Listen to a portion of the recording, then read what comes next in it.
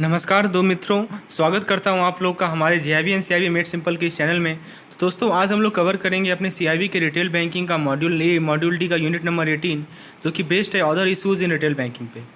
Friends, जितने भी theory यहाँ पे मैं बता रहा हूँ ये मोर देन सफिशिएंट है इस पार्टिकुलर टॉपिक के लिए। आइए डिस्कस करते हैं एक एक पॉइंट्स को। The effects of bank is maximising business पर कस्टमर और प्रॉफिटेबिलिटी पर कस्टमर। तो बैंक का मेन पर्पज़ क्या होता है कि वो हर एक कस्टमर के लिए हर एक कस्टमर के थ्रू अपना बिजनेस को मैक्सिमाइज करे और अपने प्रॉफिटेबिलिटी को मैक्सिमाइज करे। अब देखिए, concept of selling products other than banking products like insurance. देखिए, कुछ कुछ ऐसा प्रोडक्ट बेचा जाता है जो कि बैंकिंग प्रोडक्ट से अलग होता है, जैसे कि इंश्योरेंस बेचा जाना, म्यूचुअल फंड का इन्वेस्टमेंट बेचा जाना, या बैंकिंग सर्विसेज हुआ, या डीमैट सर्विसेज हुआ, इसे पारा बैंकिंग कहते हैं। ध्यान रखिएगा दोस्तों, पारा बैंकिंग क्या होता है। यदि मान लीजिए बैंक बैंकिंग प्रोडक्ट्स के अलावा इन सभी प्रोडक्ट्स को बेच रही है, जैसे कि इंश्योरेंस प्रोडक्ट हुआ, म्यूचुअल फंड्स हुआ, और भी डीमैट सर्विसेज हुआ, तो इस कंसेप्ट को हम लोग क्या कहते हैं, पारा बैंकिंग कहते हैं। आइए दोस्तों, जरा म्यूचुअल फंड के बारे में डिस्कस करें। तो क्या क्या रिस्ट्रिक्शन है बैंक के पास वो देखते हैं। Bank should not acquire units of mutual fund from secondary market. Secondary market से बैंक जो है म्यूचुअल फंड के यूनिट को नहीं एक्वायर कर सकती, ये नियम है। दूसरा है, bank should not buy back the unit of mutual fund from there customer. हाँ, कस्टमर, देखिए, बैंक का जो कस्टमर है उसे वापस नहीं खरीद सकती है बैंक। ठीक है, पहले मान लीजिए कस्टमर ने खरीदा, ठीक है, एक यूनिट खरीदा म्यूचुअल फंड का, लेकिन बैंक उसे वापस नहीं खरीद सकती buy back. The net worth of bank should be not be 500 crore. ठीक है, तो जो बैंक का जो वर्थ है वो 500 करोड़ से ज़्यादा नहीं होने चाहिए। और जो CRAR है, capital to risk weight adjusted ratio, वो जो है 10% से कम नहीं होना चाहिए। तो ये सब कुछ नियम है दोस्तों म्यूचुअल फंड से रिलेटेड। उसके बाद दोस्तों बात करते हैं जरा इंश्योरेंस की। The concept of distribution of insurance policies through the branches of bank is called bancassurance. तो दोस्तों बैंकाश्योरेंस आप लोगों को पता होना चाहिए। ये बेसिकली एक कंसेप्ट है जिसमें क्या होता है कि इंश्योरेंस का जो पॉलिसीज़ होते हैं उसे हम लोग बांटते हैं, उसे हम लोग डिस्ट्रीब्यूट करते हैं। ठीक है, किसके थ्रू? तो बैंक ब्रांचेज के थ्रू। तो इस कंसेप्ट को क्या कहलाया गया है? बैंकाश्योरेंस कहलाया गया है। जो पॉलिसीज़ हैं, इंश्योरेंस पॉलिसीज़ हैं, उनका जो प्रीमियम मॉडल है वो दो तरह के प्रीमियम मॉडल होते हैं। ठीक है दोस्तों, जो इंश्योरेंस पॉलिसीज़ के प्रीमियम मॉडल होते हैं वो दो तरह के होते हैं। एक होते हैं सिंगल प्रीमियम और एक होते हैं रेगुलर प्रीमियम। रेगुलर प्रीमियम में मंथली, क्वार्टरली, हाफ ईयरली। दोस्तों, ये जो नोट्स मैं आप लोगों को प्रोवाइड कर रहा हूँ ये एकदम मैं मैकमिलन बुक का कवर किया हूँ एक एक पॉइंट्स को, जो मुझे लगा कि हाँ यहाँ से क्वेश्चन राइज हो सकता है, और बेस्ड ऑन प्रीवियस ईयर जिस पे क्वेश्चन पूछा गया है उस बेसिस पे। तो दो फैक्टर यहाँ काम किए हैं। एक तो आपको मैकमिलन का शॉर्ट नोट मिल रहा है, और दोस्तों हर एक पॉइंट से पिछले साल क्वेश्चन पूछे गए थे उसे ही हमने इंक्लूड किया है। तो एक एक पॉइंट को गंभीरता से समझिए, टू द पॉइंट समझिए, और 2-3 बार रिवाइज कीजिए दोस्तों। और यदि PDF की रिक्वायरमेंट है तो नीचे डिस्क्रिप्शन में जाइए, लिंक पे क्लिक कीजिए और आपको PDF रेगुलर इंटरवल पे मिलता रहेगा। जहाँ तक बात है नॉन लाइफ इंश्योरेंस कवर की, तो वो अलग अलग एसेट्स को कवर करता है, जैसे कि बिल्डिंग, मशीनरी, स्टॉक। आपको तो पता होगा कि कुछ टाइप ऑफ इंश्योरेंस जो होते हैं वो नॉन लाइफ, एक होते हैं लाइफ इंश्योरेंस और एक होते हैं जनरल इंश्योरेंस। तो जनरल इंश्योरेंस में क्या क्या आता है आपका? बिल्डिंग हुआ, मशीनरी हुआ, स्टॉक्स हुआ, ये सभी के सभी हमारे GIC के अंदर आते हैं, जनरल इंश्योरेंस के अंदर आते हैं। तो अभी हम लोगों ने सबसे पहले डिस्कस किया था म्यूचुअल फंड, अब हम लोगों ने डिस्कस किया अभी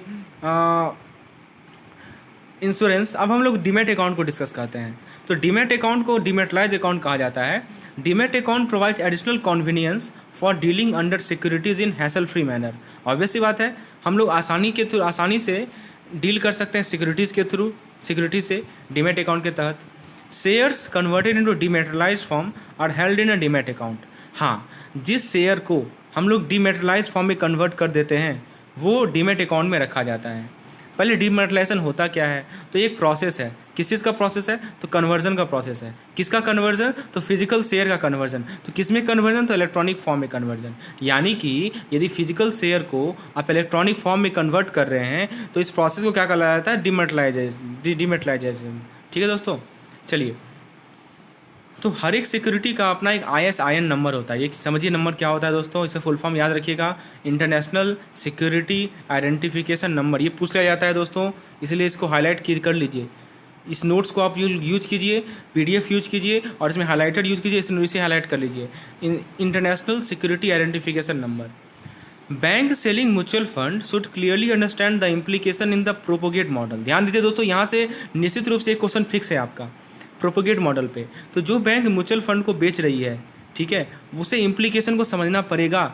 और उस मॉडल किस मॉडल के तहत? तो प्रोपोगेट मॉडल के तहत। तो प्रोपोगेट होता क्या है ज़रा समझिए। डिस्ट्रीब्यूशन के दौरान बैंक को प्रोपोगेट मॉडल को अंडरस्टैंड करना पड़ेगा, समझना पड़ेगा। प्रोपोगेट का मतलब होता है प्रोडक्ट, पी से प्रोडक्ट, आर से रिस्क, ओ से अपॉर्चुनिटी या रिटर्न, पी से पीपल, ओ से फिर हमारा एपेटाइट, फिर geography, attributes, training and education. ठीक है दोस्तों, तो ये देखिए इसका फुल फॉर्म एक एक चीज़ का पता होना चाहिए। पी से, आर से, ओ से, पी से क्या है। कभी कोई पूछ लेगा पी बताओ क्या है, ओ बताओ क्या है, ऐसे पूछ लेगा। ये बहुत ही इंपॉर्टेंट चीज़ है दोस्तों, इसे आप लोग 2-3 बार लिख लीजिए तो याद हो जाएगा। मैं फिर से रिपीट कर रहा हूँ, product, risk, opportunity, people, appetite, geography, attributes, training and education. चलिए, mutual fund carry capital risk and return risk. तो दोस्तों म्यूचुअल फंड में किस किस तरह का रिस्क होता है बताइए। या तो कैपिटल रिस्क होगा, या तो कैपिटल ही डूब जाएगा आपका, और दोस्तों रिटर्न रिस्क तो होता ही है। ठीक है, और सेलिंग वन और more additional product to the existing customer in और क्रॉस सेलिंग। दोस्तों मैंने बताया था आप लोगों को कि हम लोग क्रॉस सेलिंग आगे डिस्कस करेंगे। आइए जरा डिस्कस करते हैं। क्रॉस सेलिंग का क्या मतलब हुआ कि एक या एक से ज़्यादा प्रोडक्ट को एक ही कस्टमर को बेचना। जो हमारे पास कस्टमर हैं उसे एक तो बैंकिंग प्रोडक्ट मिल ही रहा है, उसके अलावा कोई और प्रोडक्ट यदि मिल रहा है, कोई और टाइप का प्रोडक्ट यदि हम उसे दे रहे हैं, इंश्योरेंस प्रोडक्ट हुआ, म्यूचुअल फंड हुआ, डीमैट्स हुआ, तो ऐसे हम लोग क्या कहते हैं, क्रॉस सेलिंग कहते हैं। ठीक है दोस्तों, अब जरा हम लोग डिस्कस करते हैं वेल्थ मैनेजमेंट को। तो दोस्तों ये सभी के सभी wealth management, insurance, demat account और म्यूचुअल फंड, ये सभी के सभी पारा बैंकिंग के अंदर ही तो कहते हैं। और टॉपिक का नाम ही है हमारा other issues in retail banking. तो दोस्तों आइए जरा वेल्थ मैनेजमेंट को डिस्कस करते हैं। वेल्थ मैनेजमेंट क्या है? ये एक इन्वेस्टमेंट एडवाइजरी है जिसके अंदर फाइनेंशियल प्लानिंग आता है, इन्वेस्टमेंट पोर्टफोलियो मैनेजमेंट आता है और भी बहुत सारे फाइनेंशियल सर्विसेज आते हैं। तो वेल्थ मैनेजमेंट के अंदर क्या क्या आता है दोस्तों, ध्यान रखिएगा। पहला आता है हमारा फाइनेंशियल प्लानिंग, अपने फाइनेंशियल को प्लान करना। दूसरा है हमारा इन्वेस्टमेंट पोर्टफोलियो मैनेजमेंट, और तीसरा है aggregate financial services. The bank focus on wealth management in India. अब देखिए कौन कौन से बैंक वेल्थ मैनेजमेंट पे फोकस करती है भारत में। तो Citi bank, BNP Paribas, Standard Chartered bank, Deutsche bank, ICICI bank, Axis bank, HDFC, Kotak Mahindra and SBI। तो ये सभी बैंक वेल्थ मैनेजमेंट पे फोकस करती है। जो वेल्थ मैनेजमेंट है दोस्तों वो प्लानिंग में हेल्पफुल है और साथ ही साथ वो इन्वेस्टमेंट स्ट्रेटजी के सिलेक्शन में भी हेल्पफुल है। ठीक है दोस्तों, टैक्स प्लानिंग, टैक्स का यदि प्लान करना है तो उसमें वेल्थ मैनेजमेंट काफ़ी अहम भूमिका प्ले करती है। और उसके अलावा यदि मान लीजिए आपको ये पता लगाना है कि इन्वेस्टमेंट का सही स्ट्रेटजी क्या है, सही रणनीति क्या है, तो उस केस में भी वेल्थ मैनेजमेंट काफ़ी ज़्यादा अहम भूमिका प्ले करती है।